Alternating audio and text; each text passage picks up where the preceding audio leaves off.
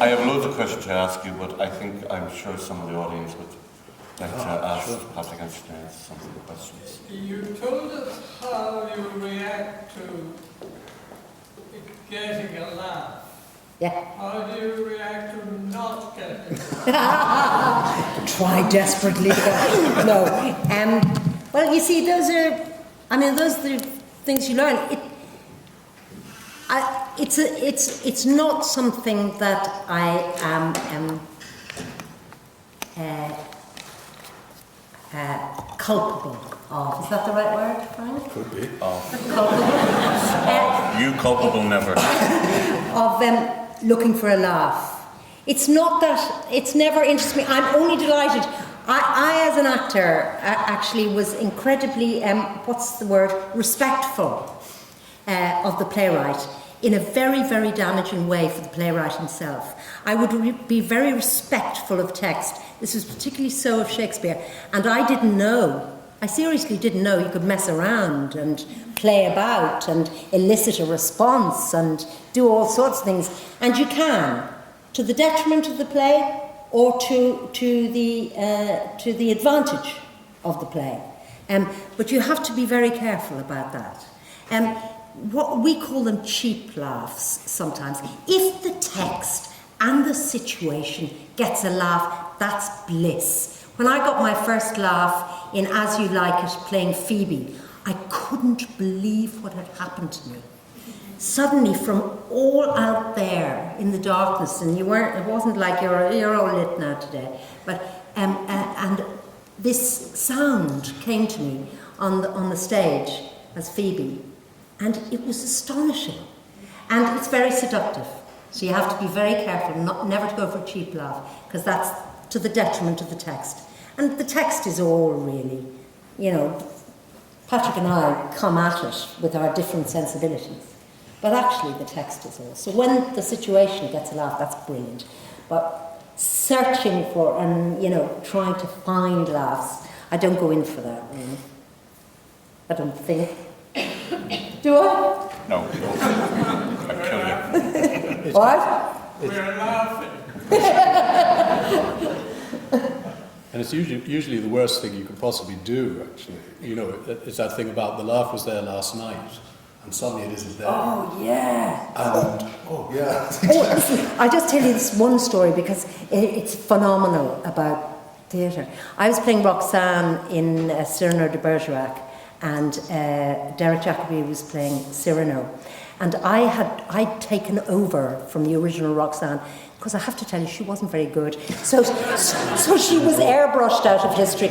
And then I was brought in, and I thought I'd do a good job. But there was one famous line in Cyrano de Bergerac when Roxanne comes onto the battlefield, and there are all the soldiers, starving, battle-weary, battle-torn, exhausted. And she arrives with the pastry cook with lots of presents for the soldiers. And she's decked out in all her glad rags, and she has a big hat. And she arrives, and there's Cyrano, grey with terror, and she arrives on the battlefield, the woman he loves. And she gets out of the carriage, and I had this huge big carriage, and she gets out, and there's all the soldiers right there, and she says the line, "I bought this hat specially for the battle." Okay, that's the line. You see, wonderfully, textually, you get it. It's a famous line, and it's always got a laugh. Well, I came on, I did it. I said, "I bought this hat specially for the battle." Nothing. There was a dead silence. I mean, cathedral-like silence. And I did this for 3 nights. Same thing happened. I came on in all my splendour and glory. I said, "I bought this hat specially for the battle." Not a sound.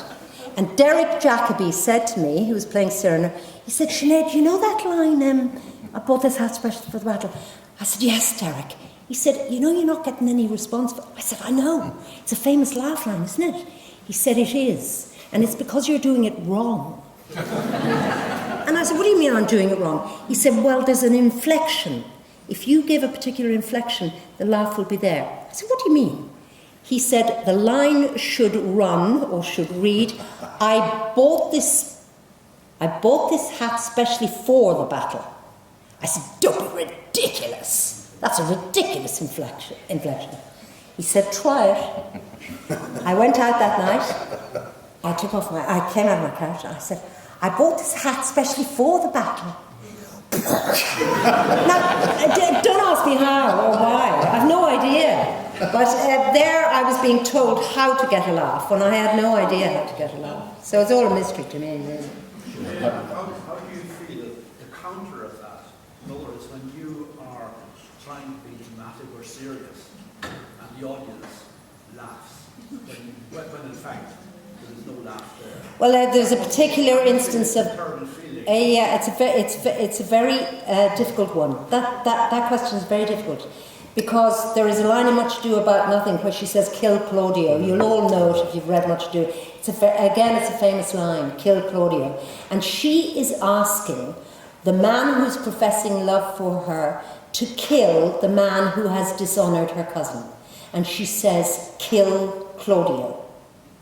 But the rhythms that lead up to kill Claudio, and if you look at the scene, there's only about 10 lines, but the rhythms that lead up to kill Claudio guarantees almost 100% that you will get a laugh on Kill Claudio.